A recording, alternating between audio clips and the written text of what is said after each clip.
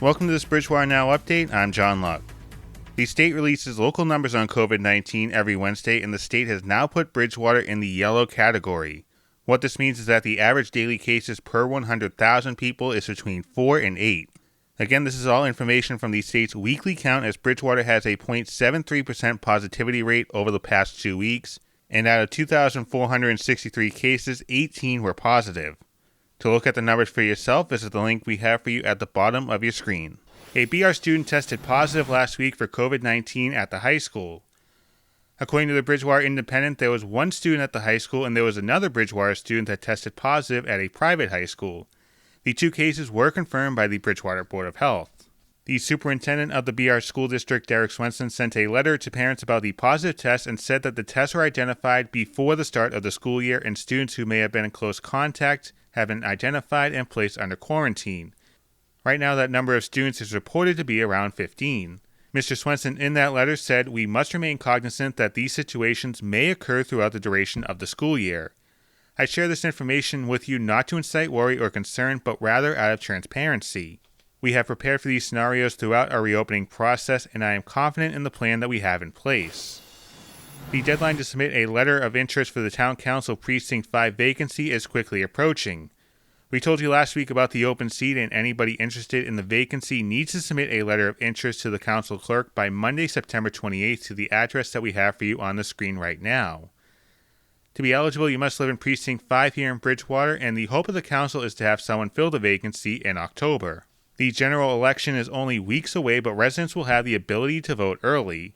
As was the case in 2016 with the general election and the primary at the start of this month, residents will be able to vote at the Academy building instead of voting on Election Day at the high school. We'll have more information on the safety protocols being taken coming up on the update next week, but these are the hours starting with October 17th and 18th, with both days having polling hours of 9 a.m. to 1 p.m. Saturday, October 24th is the last day to register to vote here in Bridgewater, and you can see that the polls will be open that day from 2 to 8. The final day of early voting is on Friday, October 30th from 8 a.m. to 1 p.m. In a move that shouldn't surprise many, the MassCAC Conference, which Bridgewater State University is a part of, decided to suspend winter sports until at least the second semester, which is around the start of 2021. The conference suspended fall sports with a potential of playing games in the spring. However, winter sports will be able to hold practices and train on campus.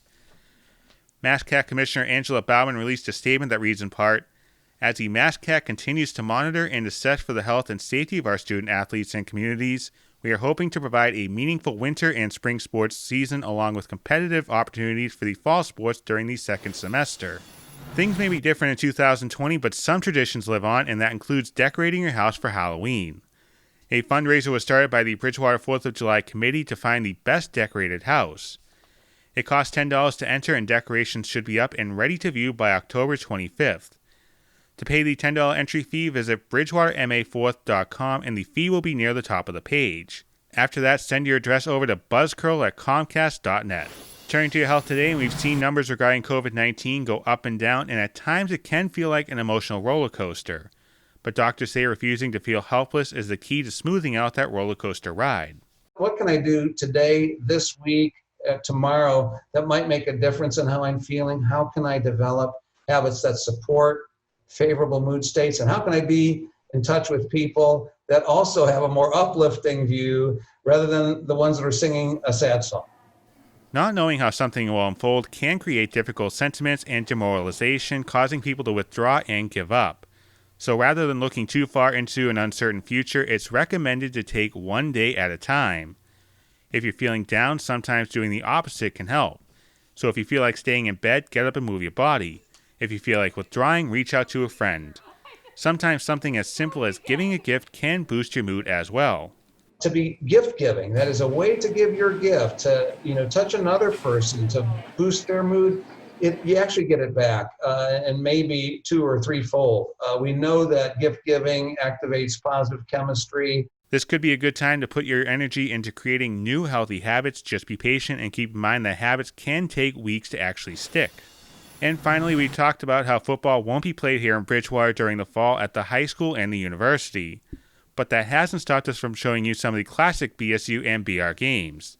Every Monday, Wednesday, and Saturday nights at 8:30, check out some of the biggest games from the past 10 plus years. Again, that's every Monday, Wednesday, and Saturday night at 8:30 p.m. on Channel 9. Thanks for watching this Bridgewater Now update. I'm John Luck.